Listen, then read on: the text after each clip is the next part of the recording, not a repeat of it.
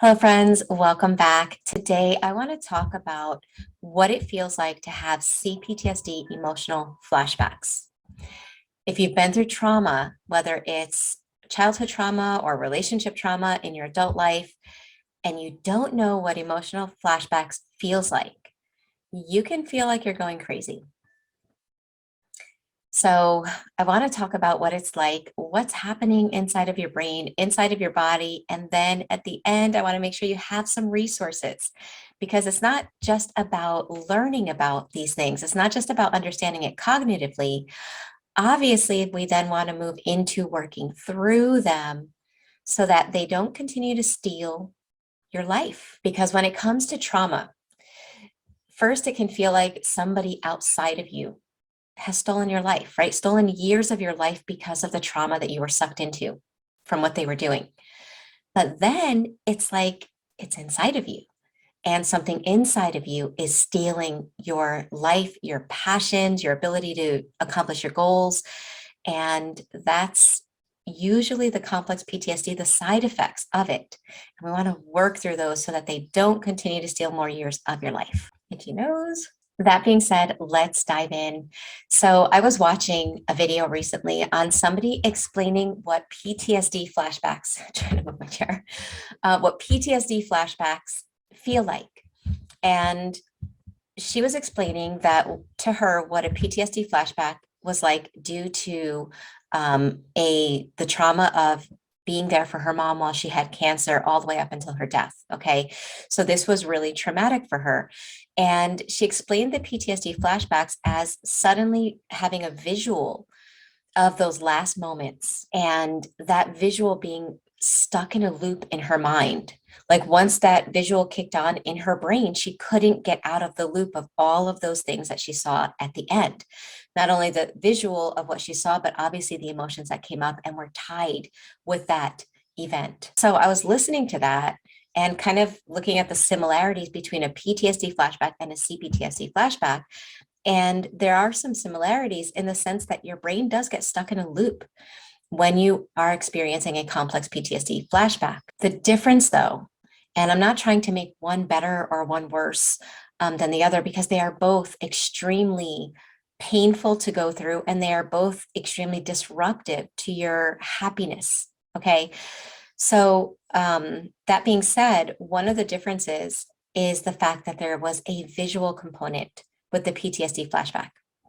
With a complex PTSD flashback, there is no visual component. So imagine having your brain stuck in a loop rather than seeing things and understanding that whatever's going on in the moment is reminding you of this visual component from the past. You're just feeling all of these intense emotions, but there's no logical understanding because there's no visual component to it. So all of a sudden, these emotions come up inside of your body and it can feel like there is no explanation for them. That's why I often say it can feel like you're going crazy. In a PTSD flashback, you're like, okay, I'm having a flashback. I'm seeing this trauma from the past and I'm reliving it in my mind and in my body. With a CPTSD flashback, you're not saying this is a flashback. You're saying, what is wrong with me? What has taken over my body? It doesn't make logical sense that I should be feeling this way, yet I can't control it. That makes you feel like you're losing your mind, like you're losing control of your inner self. And here's the crazy thing about a CPTSD flashback. When you have a PTSD flashback, and I know I keep going back and forth, but just to kind of contrast, that visual component makes sense. With CPTSD, this is what happens with your nervous system. If you're experiencing intense chronic trauma, and it could be low grade, but chronic. So when I say that, I'm talking about it may not be broken bones and things being smashed, but it could be intense psychological manipulation and emotional abuse on a daily basis. It could be covert abuse that you're undergoing on a daily basis. So it's chronic, right? It's in your life. Your nervous system is, because it's on 24/7 in the sense of CPTSD, it's literally turned on 24/7. It is noticing the chronic abuse that's going on, but it's also noticing everything around you.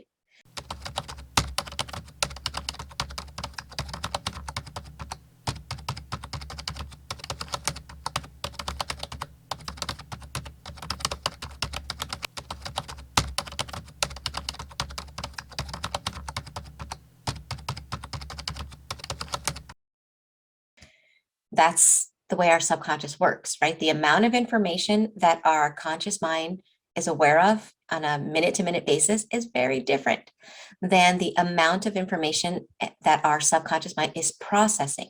Your autonomic nervous system is intertwined with your subconscious.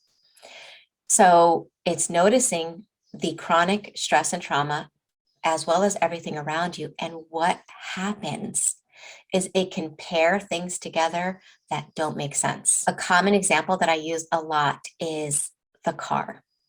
Okay, so let's say every time you're in the car with somebody that's emotionally abusive, right?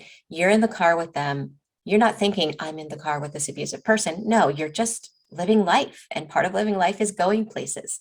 So you might be going to the store, you might be going to places on a daily basis. And there's a constant chronic stress because of the emotional abuse, whether it's overt or covert.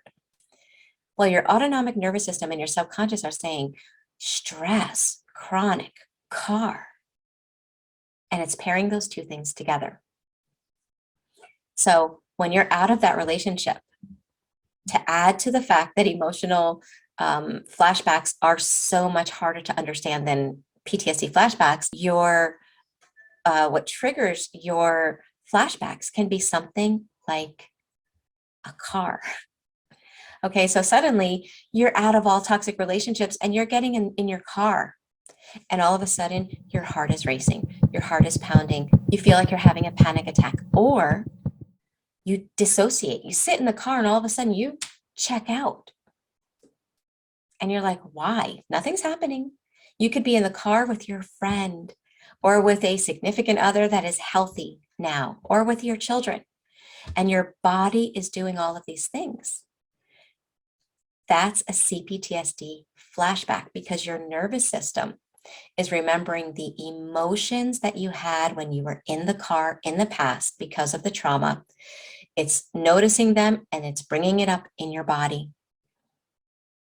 There's no visual component. All you're doing is feeling all of this intensity inside.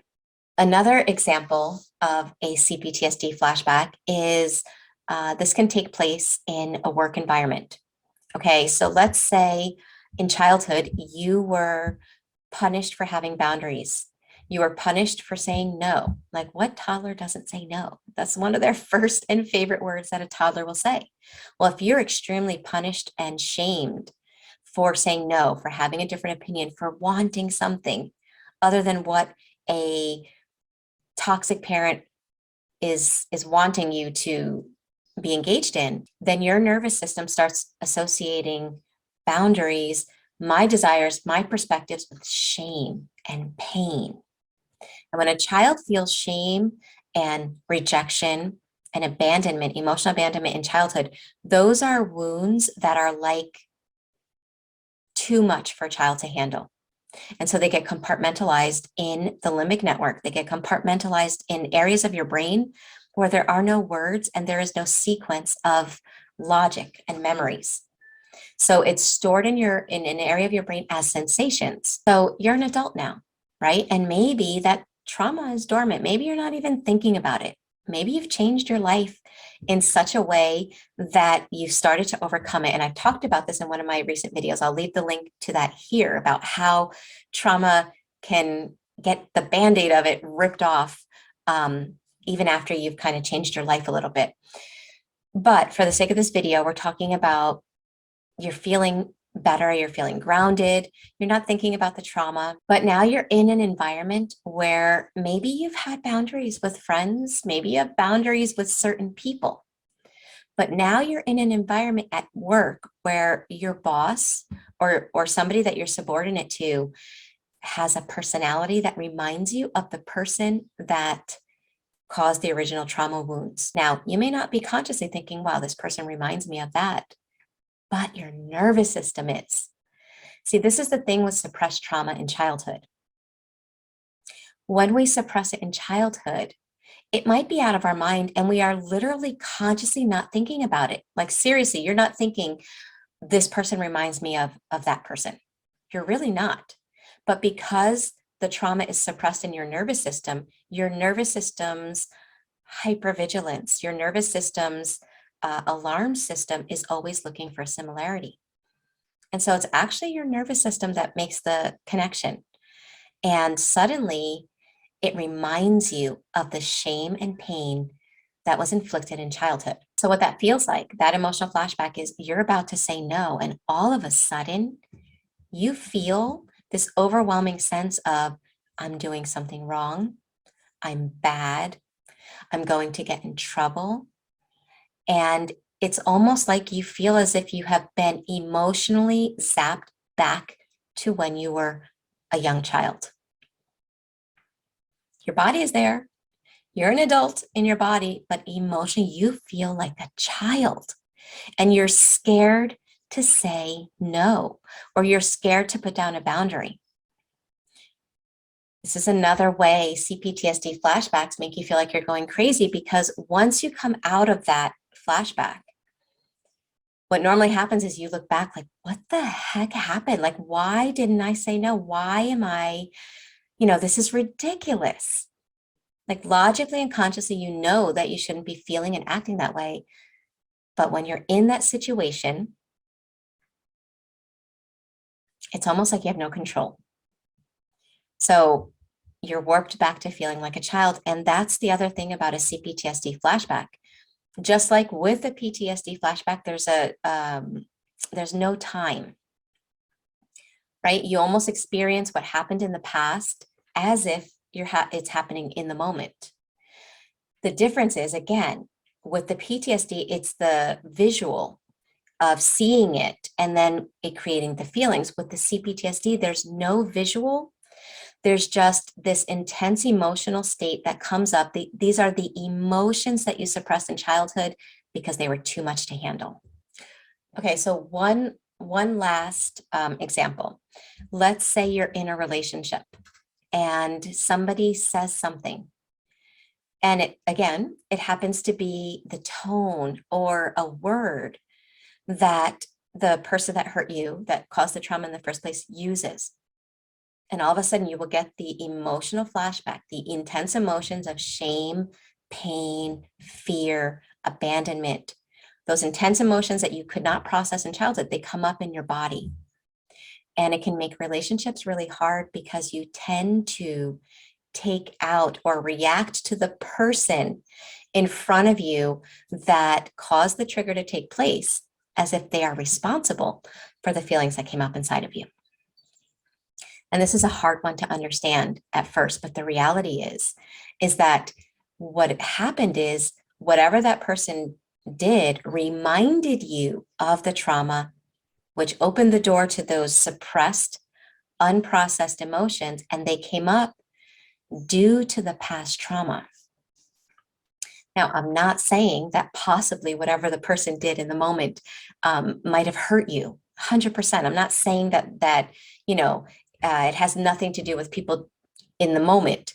But what I am saying is that if the degree of your reaction doesn't make sense with what the person did or said, like maybe the person said something and you're taking it to a degree of 10, when maybe if you weren't in a flashback, it might have taken you to a degree of 4. Okay, so I'm trying to help you to understand that if your reaction is way above what was said or done, then it's an emotional flashback. And people sometimes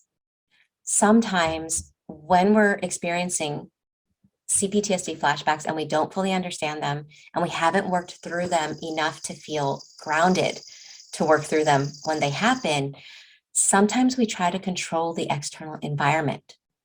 We may want people to stop doing things. We may want people to change their behavior so that we aren't triggered. Now, obviously, if you're in an environment where you have people around you that are supporting you, if they can help you and modify certain things, that's a wonderful thing. But That's a Band-Aid. That's a Band-Aid on the trauma. If our response to CPTSD flashbacks is to make sure other people change and stop, the trauma stays there and something else will trigger it. A similarity that your nervous system chooses will trigger it. Okay, so that being said, let's shift into what can help.